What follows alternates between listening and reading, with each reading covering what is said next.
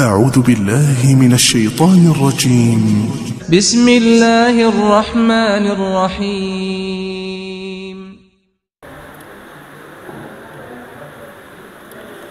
بسم الله الرحمن الرحيم. السلام عليكم ورحمة الله وبركاته. الحمد لله المتفرد لربوبية وألوهية، وأشهد أن لا إله إلا الله وحده لا شريك له، وأشهد أن محمدا عبده ورسوله بعثه الله إلى الناس كافة بالتوحيد والشريعة السمحة، صلوات ربي وسلامه عليه وعلى آله وأصحابه ومن تبعهم بإحسان إلى يوم القيامة. وقال الله تعالى في كتابه الكريم: يا أيها الذين آمنوا اتقوا الله حق تقاته ولا تموتن إلا وأنتم مسلمون. وأن أصدق الحديث كتاب الله، وخير الهدى هدى محمد صلى الله عليه وسلم، وشر الأمور محدثاتها، وكل محدثة بدعة، وكل بدعة ضلالة، وكل ضلالة في النار. Ma'asyiral muslimin rahimani wa rahimakumullah. Alhamdulillah, malam hari ini kita melanjutkan kajian kita mengkaji sebuah kitab yang agung karya Imam Bukhari rahimahullah, yaitu Sahih Bukhari, dan di dalamnya kita mengkaji tentang kitabur riqaq, yaitu hal-hal yang melunakkan hati, hal-hal yang melembutkan hati. Sehingga dengan mengkaji tersebut diharapkan hati-hati yang mulai keras, banyak melalaikan ingat kepada Allah, kemudian banyak tertawa mungkin, atau mungkin banyak kemaksiatan-maksiatan yang lakukan yang itu cenderung membuat hati kita keras, bisa menjadi lembut kembali dengan mengingat tentang akhirat, mengingat tentang bahwasanya kehidupan yang hakiki adalah kehidupan di akhirat, dan kehidupan dunia adalah kehidupan yang sementara. Bagaimanapun menggiurkannya kehidupan dunia ini, bagaimanapun hijau dan manisnya kehidupan dunia ini, tidak membuat kita terlalaikan. Ini yang kita harapkan. Dan fokus pembahasan kitabur riqaq yaitu tentang, bisa dikatakan perjalanan akhirat. Jadi kita banyak mengingat tentang akhirat, banyak mengingat bahwasanya suatu saat kita akan berjumpa dengan Allah, sehingga dengan mengingat tersebut, hal ini akan membuat kita berhati-hati ketika mengerjakan sesuatu di dunia ini. Melanjutkan pembahasan kemarin tentang babu kaifal hasyar, bagaimana keadaan manusia ketika dikumpulkan di padang mahsyar. Kita kemarin sudah mengkaji bagaimana manusia itu dikumpulkan dalam keadaan seperti halnya baru dilahirkan dari rahim ibunya, yaitu keadaan telanjang, tidak pakai alas kaki, dan juga belum dikhitan. Jadi alat kelaminnya bagi laki-laki itu masih seperti halnya original, belum dikhitan. Hadis selanjutnya, hadis yang ke-6 dari bab ini, Imam Bukhari berkata, hadatsana Qais bin Hafiz, hadatsana Khalid bin Harith, hadatsana Hatim ibni Abi Saghirah an Abdullah ibni Abi Mulaikah qala hadatsani Al-Qasim bin Muhammad ibni Abi Bakar anna Aisyah radhiyallahu anha qalat, bahwasanya ibunda Aisyah berkata, qala Rasulullah sallallahu alaihi wasallam tuhsyaruna hufatan uratan hurlan. Nabi dalam suatu kesempatan beliau berkata bahwasanya manusia besok ketika dibangkitkan dari kuburnya itu keadaan telanjang, kemudian tidak memakai alas kaki, dan juga keadaan belum dikhitan. Kemudian ketika mendengar seperti ini, qalat Aisyah berkata, qultu ya Rasulullah, ar-rajulu wan nisa'u yanzuru ba'dhum ila ba'dhin. Nabi. Lah kalau seorang itu ketika dibangkitkan bareng semuanya, mak, pecungul kabeh bareng gitu kan. Laki-laki, perempuan. Dan di situ keadaan telanjang semua. Yang dipikirkan sahabat itu bagaimana ketika menjalankan syariat. Jadi sahabat itu ketika diceritai tentang kejadian-kejadian itu, bagaimana yang mereka pikir itu tentang bagaimana menjalankan syariat. Nah ini ketika seorang laki-laki perempuan bangkit bareng udo kabeh. Loh Nabi, ar-rijalu wan nisa'u yang dulu ba'dhum ila ba'din. Bukankah ketika seperti itu kok lanang wedok delok-delokan apa ora dosa? Nah, ini yang dipikirkan para sahabat itu seperti itu. Ketika keadaan seperti ini, lah kok piye? Sedangkan laki-laki melihat aurat wanita itu berdosa. Wanita melihat aurat laki-laki juga berdosa. Terus bagaimana Nabi? Ini para sahabat itu seperti itu, yang dipikirkan itu bagaimana ketika menjalankan syariat. Karena ini ada sesuatu hal yang janggal menurut syariat. Sama seperti halnya ketika sahabat diberikan kabar oleh Nabi, besok Dajjal ketika muncul itu berjalan di muka bumi selama 40 hari. Al-yaumu kasana, hari pertama Dajjal muncul itu sehari seperti halnya setahun. Jadi matahari ditahan oleh Allah. Jadi putarannya itu matahari terbit dari barat, terbit dari timur, tenggelam di barat, itu siangnya 180 hari, malamnya 180 hari. Itu kan fenomena aneh, kejadian langka. Wal yaumu kasahar, kemudian hari berikutnya itu seperti halnya sebulan, matahari siangnya 15 hari, malamnya 15 hari. Wal yaumu kal jum'ah, kemudian hari ketiga itu seperti halnya seminggu, jadi siangnya itu 3 hari, malamnya 3 hari. Berarti kan ini bagi sahabat ini kan berarti matahari ini berjalan dengan sangat lambat. Kemudian yang ditanyakan apa? Kalau kita yang diberikan kabar seperti itu kan, piye sing ditakokke mesti sing aneh-aneh. Kalau sahabat enggak. Nabi ketika keadaan seperti itu, besok Dajjal seperti itu, salatnya piye? Salatnya bagaimana? Ini salat, kalau ketentuan salat kan satu putaran ini kan 5 kali 5 waktu toh. Gitu mboten.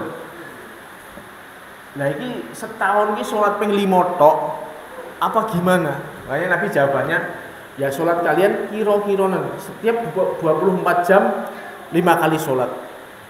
Jadi waktunya dikira-kira sendiri. Jadi bukan berarti 180 hari itu sholat ping 3 tok, nanti malamnya sholat 2 tok, enggak. Jadi dikira-kira ini sahabatnya yang dipikirkan seperti itu, sama seperti Ibunda Aisyah seperti ini. Nah, kalau nanti manusia dibangkitkan mak pecungul lanang wedok udah kabeh delok-delokan Nabi. Dosa toh. Makanya Nabi jawabannya faqala al-amru asyadu min ayyuhimahum dzalik. Wahai Aisyah, besok itu perkaranya lebih berat daripada mikir berdelok-delokan. Wis ora sempat mikir ngono kuwi. Enggak sempat. Karena saking paniknya manusia saat itu, keadaan hari itu keadaan yang sangat dahsyat. Pertama mungkin dari sisi semua manusia itu teringat dengan perbuatan mereka di dunia. Yauma yatadzakkarul insanu ma saat. Jadi ketika manusia dibangkitkan itu sudah langsung teringat apa yang dia kerjakan mulai dari dia balik sampai dia meninggal. Ketok kabeh. Dia ingat semua perbuatan-perbuatannya. Maka di situ dia pasti timbul ketakutan. Waduh, iki piye? Yang namanya catatan amal kita, perbuatan kita mulai dari kita balik sampai kita meninggal itu mesti banyak sekali menyisakan dosa-dosa di situ. Dia ingat semua terhadap hal itu dan dia takut terhadap azab Allah. Makanya semua manusia itu takut. Saking takutnya itu ya yauma yafirul mar'u min akhi wa ummihi wa abi wa sahibatihi wa bani. Saking wedine loh, dan dia tahu bahwasanya dia harus mempertanggungjawabkan perbuatannya itu. Makanya dia pada hari itu seseorang akan lari dari saudaranya, dari bapak ibunya, dari istri anak-anaknya. Itu wes koyok-koyok orang kenal, karena dia menyelamatkan diri mereka sendiri-sendiri. Jadi saking mikir seperti itu, ora sempat mikir kok delok-delokan wong muda ya. Gagas men. dia akan nggak sempat mikir seperti itu. Atau dari sisi kejadian dahsyat hari kiamat itu, ada pertanyaan. Kalau kita sering baca tentang kejadian dahsyat hari kiamat, idza zulzilatil ardu zilzalaha, ketika bumi ini digoncangkan dengan seguncang-goncangnya, idza zulzilatil wa akhrajatil ardu athqalaha, dan bumi mengeluarkan semua isinya, yauma yakunun nasu kal farashil mabthuth, misalnya hari di mana manusia itu saking paniknya itu seperti halnya laron-laron yang berterbangan kono ini tidak terarah. Itu kapan kejadiannya? Dahsyatnya hari kiamat ini siapa yang menyaksikan? Ini para ulama juga khilaf dalam masalah ini. Ada sebagian ulama yang mengatakan yang menyaksikan kejadian besar hari kiamat, bagaimana nanti idza syamsu kuwirat wa idza nujumun qadar, bagaimana bumi nanti matahari digulung, bulan digulung, kemudian langit yang sedemikian itu besarnya ini bisa terbelah, bintang-bintang berjatuhan, kemudian gunung-gunung berterbangan. Ini kejadian ini hanya disaksikan oleh orang yang paling jelek di muka bumi, yaitu orang-orang terakhir yang hidup di hari kiamat, yaitu mereka yang menyaksikan kejadian besar hari kiamat, yaitu orang-orang yang tersisa yang masih hidup sampai hari kiamat. Itu adalah orang-orang yang manusia paling jelek di muka bumi ini. Saking jeleknya mereka itu sampai lagi mereka nggak mengingat Allah. Saking bahwasanya tidak ada lagi orang yang mengatakan Allah Allah. Bahwasanya saat itu wes betul-betul orang nggak ada yang ingat Allah. Ka'bah dicungkil. Ada yang orang dari Habasyah datang, dia orangnya kurus kerempeng, itu bisa merotoli Ka'bah, itu nggak ada yang Ka'bah sudah tidak dibela lagi oleh Allah karena sudah nggak ada yang menyembah Allah. Saat itulah manusia terjelek itulah yang menyaksikan kejadian hari kiamat. Itu sebagian ulama berpendapat seperti itu. Ada pendapat yang kedua bahwasanya kejadian hari kiamat ini kejadian besar, bagaimana Allah memodifikasi bumi seperti ini bergoncang, kemudian langit terbelah, laut menguap. Ini kejadian ini tidak ada yang menyaksikan, yaitu kejadian di antara dua tiupan, antara sangkakala pertama itu semua manusia mati, dan sangkakala kedua itu manusia dibangkitkan. Nah, kejadian di antara dua ini, antara manusia mati dan manusia dibangkitkan ini, terjadilah perubahan ini. Jadi Allah mengganti bumi yang saat ini dengan dimodifikasi. Akhirnya ketika manusia bangkit, bumi sudah seperti halnya mahsyar, sudah putih bersih dan datar. Ini pendapat yang kedua. Ada lagi pendapat bahwasanya kejadian besar hari kiamat itu disaksikan oleh semua manusia ketika manusia dibangkitkan. Dan ini yang diyakini oleh banyak ulama.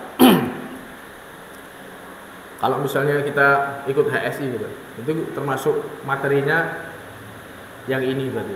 Jadi kejadian besar, kejadian dahsyat hari kiamat itu disaksikan oleh semua orang yang semuanya menyaksikan yauma tarawnaha. Jadi kalian semua menyaksikan kejadian ini. Jadi ketika manusia dibangkitkan, pecungul itu kan, wa akhrajatil ardu athqalaha, manusia dibangkitkan, lah disitulah terjadinya huru-hara besar hari kiamat. Bumi bergetar, kemudian gunung-gunung itu loh, yang kayak gini yang kita lihat itu kan bumi sekarang ini kan kita lihat gunung kayak gitu. Itu kan gunung fungsinya sebagai patok kan, sebagai tinggu nancep, dan bumi itu nggak getar, itu tinggu patok lah. Ketika gunung itu nanti dicabut oleh Allah, berarti kan yang bagian bawahnya gunung ini lebih gede, lebih dalam lagi. Ini diangkat, kemudian ditabrakkan, sehingga seperti halnya bulu-bulu wa takunul jibalu kal ihnil manfush. Jadi gunung itu seperti halnya kapas yang berterbangan, dan itu disaksikan oleh semua manusia, sehingga betul-betul orang yang menyaksikan kejadian hari itu tuh panik pol. Nah, saking paniknya mikir wong udo, mikir awake dhewe nyelametke awake dhewe lho, bingung. Dadi ra sempat mikir wong udo gagas men. Karena saking menyaksikan dahsyatnya hari kiamat. Dan itu disaksikan manusia semuanya. Jadi bumi yang saat ini dimodifikasi oleh Allah menjadi mahsyar. Jadi bumi ini gunung-gunung diratakan istilahnya, dijabut, kemudian ditabrakkan, kemudian jadi debu. Laut-laut itu menguap, meluap, kemudian terbakar, menguap, sehingga kan sing ada yang dalam ini semuanya diratakan, sehingga bumi itu betul-betul menjadi datar. Dan kejadian itu disaksikan oleh manusia. Jadi bagaimana kita bayangkan bagaimana paniknya manusia yang menyaksikan hari itu. Wes, kok dadak gagas wong udo. Dan ini sebelum hari kiamat saja banyak orang yang istilahnya mereka mengkabarkan bahwasanya jangankan kok kejadian hari kiamat ini loh, baru kejadian di dunia. Nah, baru kejadian di dunia aja orang sudah terjadi. Ketika misalnya tsunami di Aceh kemarin, ada tsunami besar. Ini ketika itu banyak yang orang-orang kerot itu ya, istilahnya pakaiannya compang-camping bis, melayu udo serang gagas. Saking mereka itu paniknya menyelamatkan diri. Dan mereka juga seperti itu. Ngerti wong udo wis ora mikir kok fokus. Itu enggak, mereka bagaimana paniknya mereka menyelamatkan diri. Ketika gempa besar di Palu juga seperti itu. Itu baru kejadian di dunia. Ada sebagian syekh, misalnya Syekh Utsaimin mengatakan ketika mengomentari hadis ini, kejadian nyata ketika terjadi di musim haji pas bencana misalnya tragedi Mina tahun berapa itu? Yang banyak sekali korban yang ida-idaan itu loh di sana itu. Itu kan kejadian dahsyat itu. Itu wong pakai ihram kan cuman dililitkan gini. Wis udo melayu wis ora gagas karena mereka fokusnya menyelamatkan diri sendiri. Itu kayak gitu. Sudah terjadi di dunia, apalagi besok di akhirat menyaksikan kejadian besar hari kiamat wis. Mereka semuanya panik mikir awake dhewe. Ini berarti kejadian itu kejadian yang sangat dahsyat. Dan ketika itu terjadi, maka sudah hanya tersisa amal soleh kita yang bisa menyelamatkan kita. Makanya di sini kita diingatkan tentang kejadian besar yang akan kita saksikan. Ini tujuannya apa? Tujuannya agar dunia itu orang yang apa-apa nih. Dunia yang kita sekarang ini, kesibukan duniawi kita, harta kekayaan kita itu gak akan bisa menolong kita sedikit pun. Satu-satunya yang bisa menolong yaitu amal soleh kita. Makanya membuat harusnya seperti ini, berita-berita, kabar-kabar seperti ini membuat kita persiapan. Karena hal yang bisa membuat kita tenang di hari kiamat besok yaitu dengan amal soleh kita. Itu kalau orang beriman ya juga dikasih ketenangan oleh Allah menghadapi seperti itu. Bisa anteng nggak sampai panik seperti itu. Jadi seperti itu ya. Jadi pertanyaan Aisyah itu sebenarnya ya masuk akal. Wong lanang wedok dibangkitkan bareng orang pakai pakaian itu kan berarti apa ora delok-delokan ya. Ya itu tadi perkaranya saat itu, kejadian saat itu wis wong aja kok mikir wong liya, mikir awake dhewe-dhewe, mikir dosane dhewe-dhewe dan mikir bagaimana menyaksikan kejadian besar hari kiamat. Itu sudah membuat orang panik. Paham ya? Jadi ini sesuatu yang harus kita renungkan. Kita semua pasti mengalami hal ini. Pasti mengalami hal ini dan tidak ada yang bisa menolong kita kecuali amal soleh kita. Makanya kita harus betul-betul mempersiapkan diri, perbanyaklah amal soleh agar kita letih-letih di dunia misalnya, capek berusaha melawan hawa nafsu agar kita bisa di akhirat itu bisa tenang menghadapi semua kejadian-kejadian perjalanan akhirat kita bisa kita lalui dengan selamat. Itu tujuan kita. Kemudian Imam Bukhari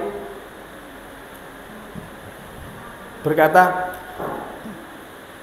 hadatsani Muhammad bin Bashar, hadatsana Gundar, hadatsana Syu'bah an Abi Ishaq an Amr bin Maimun an Abdillah qala kunna ma'an Nabi sallallahu alaihi wasallam fi kubbatin. Suatu saat kami pernah bersama Nabi di sebuah kemah. Jadi ada kemah di situ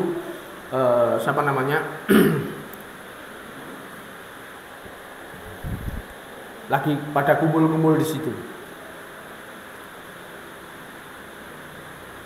Faqala, Nabi berkata, "Atardhaina an takunu rubu ahlil jannah?"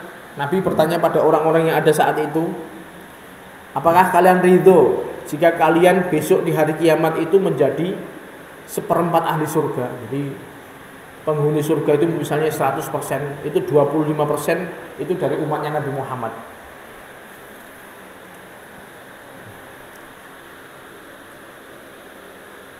Qulna na'am, iya. Qala, Nabi bersabda, melanjutkan sabdanya, "Atardhaina an takunu thulutsa ahlil jannah?" Apakah kalian ridho jika kalian itu besok menjadi sepertiga penghuni ahli surga? Para sahabat menjawab, "Qulna na'am." Ya Nabi, kami ridho. Qala, Nabi melanjutkan sabdanya, "Atardhaina an takunu syatrul ahlil jannah?" Apakah kalian ridho jika kalian nantinya bisa menjadi separuh penghuni surga? Qulna na'am. Nah, kami saat itu menjawab, "Ya Nabi, kami ridho." Kemudian Nabi menutup sabdanya tersebut dengan perkataan, "Qala walladzi nafsu Muhammadin biyadihi inni la arju an takunu nisfa ahlil jannah." Saya berharap kalian besok menjadi separuh penduduk ahli surga. Jadi penduduk surga semuanya itu 50%-nya dari umat Nabi Muhammad. Jadi kita termasuk, dibandingkan dengan umat-umat terdahulu, termasuk penduduk mayoritas, separuh. Wadzalika annal jannah la yadkhuluha illa nafsun muslimah. Sebab surga itu tidak bisa masuk ke dalam surga kecuali dia nafsul muslimah, kecuali dia orang yang muslim, dia tunduk kepada Allah, dia menjalankan syariat Islam. Makanya pengikut Nabi Muhammad yang tunduk dengan aturan agama itulah yang bisa masuk surga. Jadi Nabi mengkhabarkan kepada kaumnya, kepada umatnya tentang bahwasanya nanti mayoritas penduduk ahli surga itu adalah umat Nabi Muhammad. Ini berarti kan peluang, kita dapat peluang besar ini, mayoritas. Tapi kalau kita lihat secara global, secara umum, mulai dari manusia pertama sampai manusia terakhir, kayak coro ditonton itu ya, di apa namanya, dikalkulasi.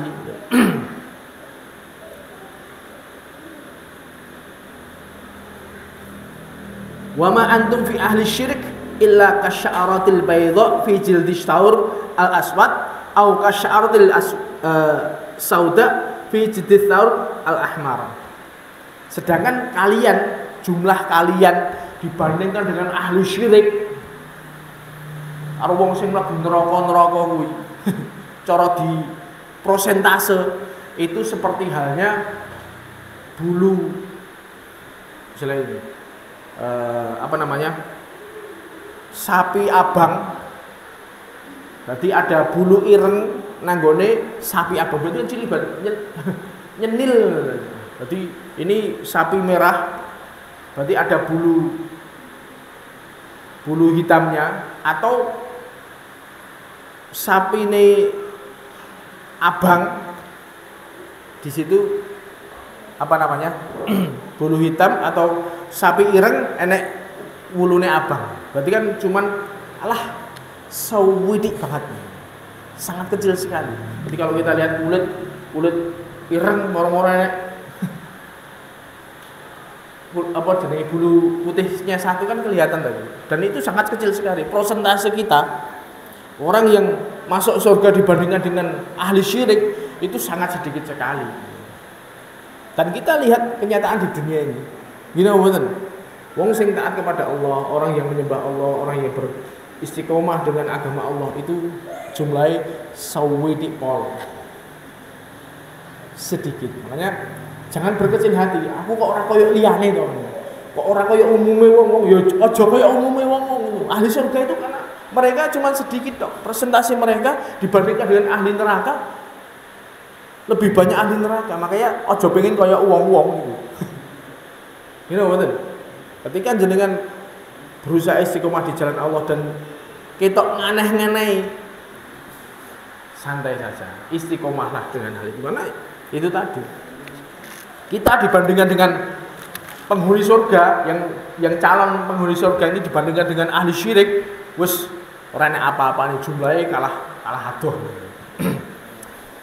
Dan Imam Bukhari meletakkan satu hadis lagi, hadis terakhir yang diletakkan oleh Imam Bukhari, hadatsana Ismail hadatsani akhi an Sulaiman an Thawr an Abil Ghaith an Abi Hurairah anna Nabi sallallahu alaihi wasallam qala awalu man yud'a yaumal qiyamati Adam. Jadi besok ketika sudah manusia dikumpulkan bareng-bareng, ketika Allah sudah turun gitu. Jadi ini Allah sudah mulai datang mengadili gitu.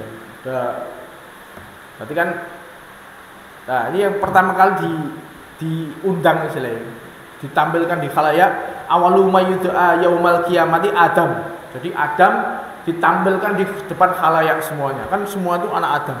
Nabi Adam itu ditampilkan oleh Allah. Fayaqulu hadza abukum Adam. Semua manusia yang saat itu berkumpul di padang mahsyar itu dikasih tahu, iki lho bapak kalian namanya Nabi Adam. Jadi diperlihatkan sosoknya Nabi Adam saat itu. Fayaqulu labbaik wa sa'daik.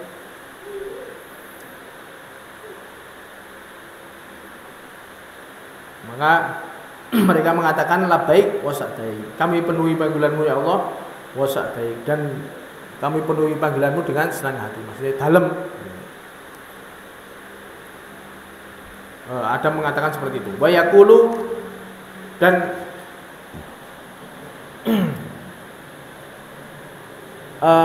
Allah mengatakan akhrij ba'sa jahannam min dzurriyyatik. Jadi Adam ketika itu, wahai Adam kesini. Nabi Adam dalam siap. Nabi Adam datang, kemudian keluarkan dari keturunanmu penghuni neraka. Jadi keturunanmu coba yang menjadi utusan neraka keluarkan. Wa yaqulu ya Rabbi kam ukhriju, berapa yang harus saya keluarkan untuk neraka, berapa?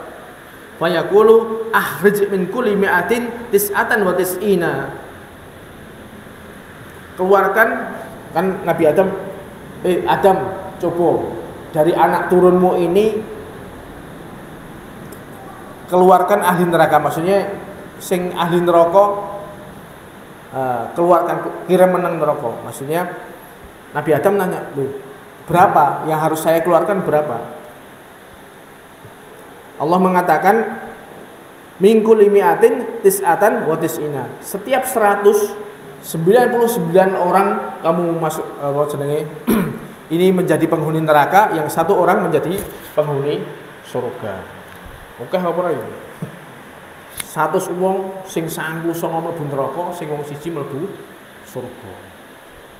Lah ketika mendengar seperti ini, sahabat itu sedih, ya Allah. Lah kok wong 99 wong 100 sing mlebu surga wong siji tok, lah aku kumanan apa ora iki? Apa ya kumanan? Ya Rasulullah, idza ukhidha minna min kulli mi'atin tis'atan wa tis'una, famadza baqiya minna? Wahai Nabi, ketika nanti dari 100 orang yang 99 orang masuk neraka, lah nanti bagaimana kita tuh umat surga apa ora? Kita bisa enggak masuk surga? Hanya Nabi berkata, inna ummati fi umami kasya'aratil bayda fi thawril aswad. Santai. Jumlah hasilnya, prosentase umatku dibandingkan dengan umat-umat terdahulu, itu seperti halnya bulu putih di dalam sapi ireng. Ini cuma sedikit. Jadi kalau prosentase jumlah manusia dari Nabi Adam sampai Nabi Muhammad, terus Nabi Muhammad mundur sampai hari kiamat, itu oke dari umat Nabi Adam sampai Nabi Muhammad diutus. Berarti kan ini mungkin sudah berjuta-juta tahun mungkin. Nah, begitu Nabi Muhammad diutus sampai hari kiamat itu cuman ribuan tahun mungkin ya. Jadi persentase jumlah wong antara umat sebelumku dengan umatku, umat kita itu cuman sidik tok dibandingkan dengan umat-umat terdahulu. Jadi umpama wong 99 gitu. Wong 100 sing 99 kono sing siji awake dhewe kan sik lumayan to. Jadi sahabat itu ya ngono ki ya bingung. Dikabarke wong 100 mlebu neraka 99 mlebu surga siji. Itu mereka ya pengennya menjadi ahli surga, tapi mereka melihat kenyataan saat itu. Lah iki wong semene balik umpama yang mereka saksikan itu orang di jazirah Arab itu. Wong 100 dibandingke wong siji yo. Mesti aku ya ora uman ini.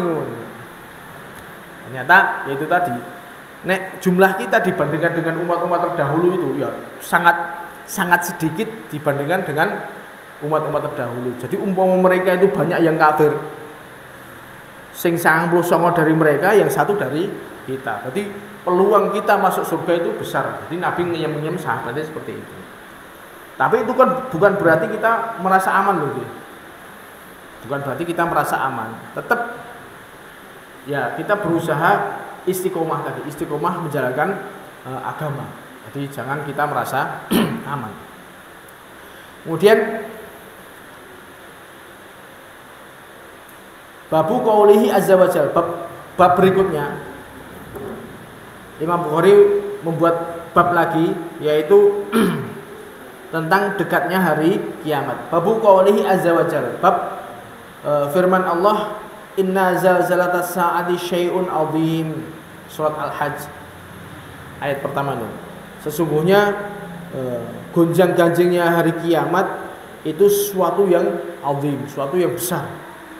Suatu yang besar, yang sangat menakutkan. Dan itu dekat. Nabi Imam Bukhari menukil sebuah ayat lagi, azifatil azifah. Jadi dekatnya azifah. Jadi kiamat itu berarti sudah dekat. Dan juga firman Allah yang lain yang beliau nukil yaitu iqtarabatis saah, bahwasanya kiamat itu sudah dekat. Nah, ini dekat ini maksudnya ya suatu hal yang pasti terjadi.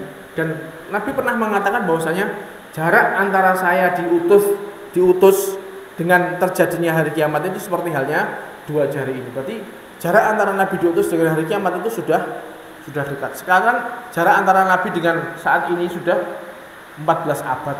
Kita nggak tahu berapa abad lagi terjadi kiamat, tapi hal itu pasti terjadi. Makanya dalam bahasa Arab ketika sesuatu yang pasti terjadi itu namanya dekat. Kullu ma huwa atin qarib. Setiap hal sesuatu yang pasti terjadi, karena keyakinan kita sebagai seorang muslim, kita harus meyakini bahwasanya kiamat itu pasti terjadi. Makanya sesuatu yang pasti terjadi itu menurut bahasa Arab itu maksudnya dekat, karena sesuatu itu pasti terjadi. Nah, dalam Al-Qur'an innahum yarawnahu ba'ida wa narahu qariba. Orang-orang kafir mengatakan bahwasanya kiamat itu jauh, suatu hal yang mustahil terjadi. Mereka tidak percaya tentang hari kiamat. Wa narahu qariba. Kami orang-orang muslim, kita melihat kiamat itu dekat. Kayak kita harus menyiapkan terjadinya hal itu. Mempersiapkan diri. Imam Bukhari membawakan sebuah hadis. Haddatsani Yusuf ibni Musa, haddatsana Jarir anil A'mash an Abi Shalih an Abi Sa'idin qala qala Rasulullah sallallahu alaihi wasallam yaqul, Nabi bersabda, ya Adam, seperti halnya tadi kejadian tadi. Nabi Adam dipanggil di hadapan semua manusia. Nabi Adam ditampilkan di hadapan khalayak. Wa yaqulu labbaik wa sa'daik wa khairu fi yadaik. Dalam labbaik wa sa'daik wa khairu fi yadaik. Maksudnya kalau bahasa kita ya, saya penuhi panggilanmu ya Allah dengan senang hati dan semua kebaikan di tanganmu. Qala yaqulu akhrij ba'athan nar. Dikatakan kepada Nabi Adam, keluarkanlah darimu anak turunmu ini utusan neraka. Jadi keluarkanlah utusan neraka. Qala wa ma ba'tsun nar. Bahasa utusan neraka itu gimana Allah? Allah mengatakan min kulli alfin tis'ami'atin wa tis'atan wa tis'ina. Kalau ini beda lagi. Ora guru 1 dari 1.000 orang yang jadi utusan neraka itu 999 masuk neraka. Wah, ini luwih medeni meneh. Dari 1.000 orang 999 masuk neraka, yang 1 masuk surga. Fadzaka hina yashibu shaghir, dan demikian itulah kejadian ketika yashibu shaghir, orang anak-anak kecil itu beruban. Anak-anak kecil beruban ini maksudnya saking kita lihat dahsyatnya hari kiamat itu kan. Kejadian yang luar biasa itu, saking dahsyatnya itu sampai orang itu kalau digambarkan umpamanya anak kecil menyaksikan itu langsung uwan. Terus ngeri, saking ngerinya itu saking kalau dalam ayatnya itu kan wa tadau kulli dzati hamlin hamlaha wa taran nasa sukara wa ma hum bisukara walakin adzaballahi syadid. Jadi saat itu kejadian di hari kiamat itu kan saking dahsyatnya itu umpama manusia menyaksikan itu apa jenenge langsung tuwek gitu. Karena saking beratnya itu tadi. Orang umpama dia ibu-ibu punya kandungan terus langsung brojol gitu. Langsung gugur kandungannya. Lah, saking bingungnya wong, wa tarana sukara wa mahum bisukara. Kamu lihat manusia itu loh, saking paniknya mereka itu, mereka sempoyongan seperti halnya orang yang mabuk, padahal mereka enggak mabuk. Jadi menunjukkan dahsyatnya hari kiamat tersebut. Jadi wong itu sempoyongan mlaku koyo yo itu nasi, koyo laron yang berterbangan mlayu rene panik.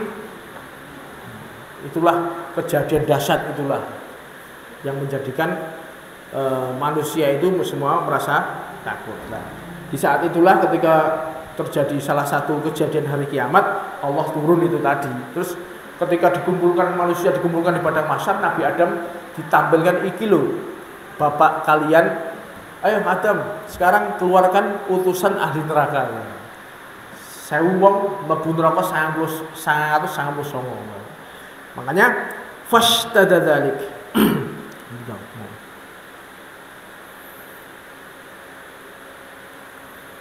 Fastada dzalik alaihim. Hal itu membuat sahabat itu merasa berat. Yo ngalah. Fa yaqulu ya Rasulullah, aina dzalika rajul?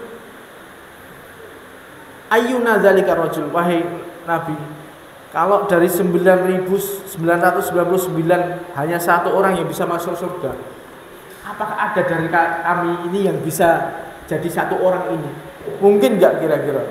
Sedangkan yaitu tadi, kalau kita sekarang ya mau perbandingan antara orang Islam dengan orang non Muslim, itu kan enggak mungkin, enggak sampai 1 banding 10, enggak sampai. Perbandingan yang kita lihat saat ini, mau 1 Muslim non Muslim 10 itu kayaknya nggak sampai. Nah kalau bagaimana bisa nyampe 1.999 itu kan secara probabilitas kayaknya kecil banget itu. Kemudian Nabi memberikan jawaban, tenang. Abashir fa inna minal ya'juj wa ma'juj alfan wa minkum rajulun. Santai. Utusan neraka itu yang 999 itu dari Ya'juj Ma'juj. Kalian 1 orang. Berarti kan kita bisa bayangkan, oke Ya'juj Ma'juj itu kayak apa? Dan sekarang ini kondisinya Ya'juj Ma'juj itu termasuk salah satu tanda besar hari kiamat. Besok keluar di hari kiamat besok setelah Dajjal dipateni Nabi Isa, kemudian Ya'juj Ma'juj, benteng yang saat ini dibangun oleh Dzulqarnain yang membentengi Ya'juj Ma'juj. Ya'juj Ma'juj kan 2 kabilah. besar yang mereka saat itu suka ganggu manusia, makanya sama Dzulqarnain itu dikasihkan benteng yang dalam surat Al-Kahfi itu, benteng besar. Mereka ini beranak pinak sampai sekarang ini, beranak pinak. Jumlahnya Masya Allah luar biasa. Saking akeh mereka itu, besok ketika brojol tanggulnya ini jebol, mereka tuh keluar surut gitu kan, ketemu laut itu loh. Umpama bagian depan itu masih danau ya, danau besar gitu. Bagian awalnya itu masih uman minum. Nanti yang bagian belakang wis ora uman ngombe. Saking banyaknya mereka itu. Dan mereka itu saking banyak sekali. Makanya mereka di sana juga termasuk anaknya Nabi Adam. Termasuk salah satu anak Adam, dan mereka kafir. Makanya di sini umpama digabung nih jumlahnya wong-wong itu dibandingkan dengan Ya'juj Ma'juj, gampang. Wong 199 itu ya mayoritas dari Ya'juj Ma'juj kita bisa masuk. Ini makanya sahabat rotok tenang, Pak. Rotok tenang. Nek adewe mikir wong 1000 siji angel gitu mboten. Jadi bisa dikatakan bahwasanya penghuni surga ini jumlahnya sangat sedikit dibandingkan dengan penghuni neraka. Makanya kita harus, umpama kita meraih surga, pengen menuju jalannya surga, iki mesti ya itu tadi, orang koyok kancang-kancangnya mesti aneh dhewe. Karena itu tadi mereka orang-orang yang fa'inakul muyasarul lima khuliqalah. Setiap orang itu dimudahkan terhadap apa yang nanti dia diciptakan untuk apa. Kalau dia masuk surga, dia akan dimudahkan dengan amalan-amalan penghuni surga. Kalau dia menjadi ahli neraka, dia akan dimudahkan dengan amalan-amalan penghuni neraka. Nah, kalau kita harus istiqomah dengan hal ini, makanya tentu orang-orang yang melakukan amalan-amalan ahli surga ini jumlahnya juga sedikit. Wong nanti penduduknya sedikit. Makanya termasuk hal-hal yang buat hati kita biar bisa lembut, agar bisa menjadi tenang ketika mengarungi kehidupan dunia yang penuh dengan cobaan-cobaan seperti ini. Ya kita harus tahu bahwasanya kalau kita pengen masuk surga, ya kita harus melakukan amalan-amalan yang tidak seperti halnya orang-orang. Melakukan ketaatan itu berat, melakukan amal soleh itu butuh kesabaran, semuanya butuh kesabaran, dan tidak semua orang bisa. Makanya ketika saat ini kita bisa, alhamdulillah diberikan hidayah, bisa menetepi agama ini dengan istiqomah, ya istiqomahlah sampai akhir hayat. Karena itu tadi, ahli surga itu cuma sedikit dibandingkan dengan ahli neraka. Dan orang-orang sekitar kita yang kita lihat itu ya secara kasat mata banyak amalan-amalan ahli neraka itu di situ tersebar luas. Makanya kita jangan terpengaruh. Kita harus betul-betul menjaga diri, membentengi diri kita. Karena dengan kejadian besar hari kiamat ini nanti, ini suatu hal yang berat, yang ini pasti terjadi, kita pasti ngalami. Kalau kita nggak mempersiapkan dengan sungguh-sungguh saat ini, dengan memaksa diri kita, ya akan susah, saudara. Makanya ini loh, sing paling yang saya berkali-kali ngomong,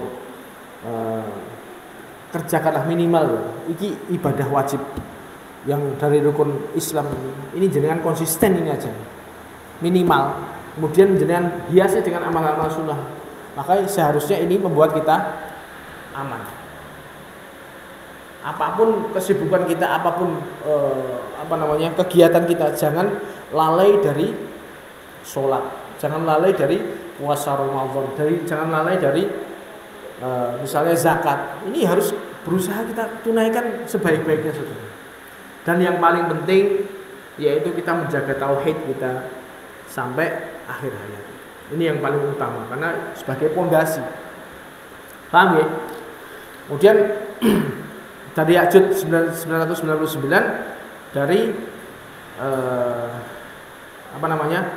1000 orang satu itu tadi. Dan mayoritas berarti mayoritas penduduk neraka nanti ya dari golongan Ya'jud Ma'jud dan juga umat-umat sebelumnya. Jadi kita masih punya peluang besar untuk masuk surga dengan probabilitas, dengan prosentase yang tadi. Kemudian Nabi melanjutkan sabdanya. Tsumma qala walladzi nafsi biyadihi inni la'atma'u an takunu thulutsa ahlil jannah. Demi zat yang jiwaku berada di tangannya, saya berharap bahwasanya kalian akan menjadi sepertiga penghuni surga. Berarti kan penghuni surga ini sepertiganya dari umat Muhammad. Qala fahamidna wa kabbarna. Sahabat mendengar seperti ini, alhamdulillah, dan mereka bertakbir. Senang kan dikabari, berarti kita sahabat ini bisa menjadi orang-orang pengikut Nabi Muhammad, menjadi mayoritas penduduk surga. Tsumma qala walladzi nafsi biyadihi inni la'atma'u an takunu syatara ahlil jannah. Kemudian Nabi melanjutkan lagi sabdanya, dan saya berharap besok kalian itu menjadi separuh ahli surga. Ini kita mudah-mudahan menjadi setengah penduduk ahli surga. Ini sebuah harapan yang bisa dikatakan sebuah harapan besar bagi kita. Makanya ketika peristiwa Isra Mi'raj itu ya, Nabi Muhammad naik ke langit berapa itu? Ke Sidratul Muntaha, bertemu dengan Allah, diberikan perintah sholat 50 waktu. 50 waktu, termasuk amal yang dicintai oleh Allah yaitu sholat. Saking cintanya Allah dengan sholat, bahkan Nabi ketika diberikan perintah ini gak cuma diturunkan wahyu, Nabi Mi'raj naik ke atas, dikasih perintah langsung untuk mengerjakan sholat 50 waktu. Turun sampai langit kelima, ketemu Nabi Musa. Kamu tadi ketemu Allah, dikasih perintah apa? Sholat 50 waktu. Irji, baliyo, jaluk diskon. Orang mungkin umatmu kuat sholat 50 waktu. Ketemu Nabi Musa. Kemudian minta lagi ke atas, minta diskon. Setiap kali Nabi Muhammad dikurangi 5, sholat 45 waktu. Ketemu Nabi Musa meneh, baliyo meneh. Orang mungkin umatmu kuat 45 waktu. Naik lagi. Setiap kali naik turun itu didiskon 555. Jadi 50, 45, 40, 35 gitu terus sampai terakhir piro? 5 dikurangi jadi 5 tapi dengan pahala 50 waktu. Ini termasuk saking cintanya Allah dengan sholat seperti itu. Nah, untungnya Nabi Muhammad ketemu Nabi Musa gitu. Jadi kita nggak jadi sholat 50 waktu, jadi sholatnya 5 waktu. Ketika Nabi Musa ngomong, wes baliau neh orang mungkin kuat, aku izin. Nabi Muhammad malu untuk naik lagi minta diskon, malu. Makanya kita jadilah sampai saat ini perintah sholat itu 5 waktu. Nah, ketika Nabi pergi, Nabi Musa itu menangis. Beliau ngomong, ditanyakan kepada beliau, kenapa kamu menangis? Saya melihat pemuda ini, Nabi Muhammad itu, dia tekone keri, tapi umatnya dia lebih baik, lebih banyak daripada umatku. Ini istilahnya kalau bahasa kita itu apa? Bukan hasad ya, termasuk pingin iri dengan kebaikan. Nabi Musa itu pengen, Nabi Muhammad itu tekone keri tapi umatnya paling banyak. Makanya Nabi Musa menangis. Ini berarti hal yang sangat menggembirakan sebenarnya. Jadi peluang kita umat Nabi Muhammad itu banyak selama kita berusaha mempertahankan agama, menjalankan agama ini dengan sebaik-baiknya. Nah, ini cuman itu tadi godaane abot. Karena ya itu tadi penghuninya surga ini sedikit, otomatis yang oleh Allah digerakkan untuk mengerjakan amalan-amalan ahli surga ini juga nggak banyak. Makanya bertemanlah dengan orang-orang soleh, berusaha bergaul dengan orang-orang yang dekat kepada Allah. Ini butuh kesabaran, Kita berusaha seperti itu. Karena itu tadi kejadian besar hari kiamat yang akan kita hadapi ini semuanya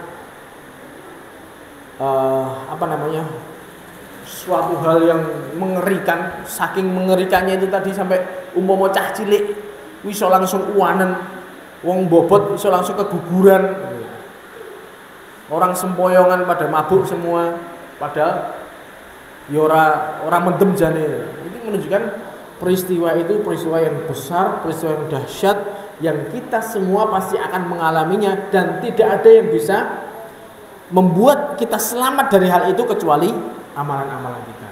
Ini belum sampai dikumpulkan itu wis kaya ngono kuwi. Nanti ketika dikumpulkan wis samsaya ngeri meneh. Belum lagi nanti ketika sudah surga neraka wis. Makanya bekal perjalanan akhirat yang kita akan jalani ini perjalanan yang sangat panjang. Sangat panjang.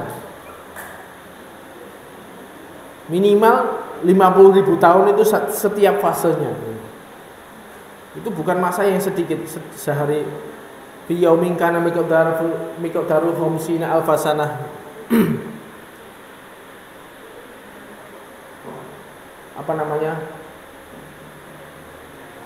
Hal-hal yang terjadi pun juga sangat mengerikan. Makanya ketika kita tahu bahwasanya perjalanan kita di akhirat sebelum nanti masuk surga dan masuk neraka ini butuh bekal yang banyak. Tidak ada hal yang mesti kita siapkan kecuali bekalnya.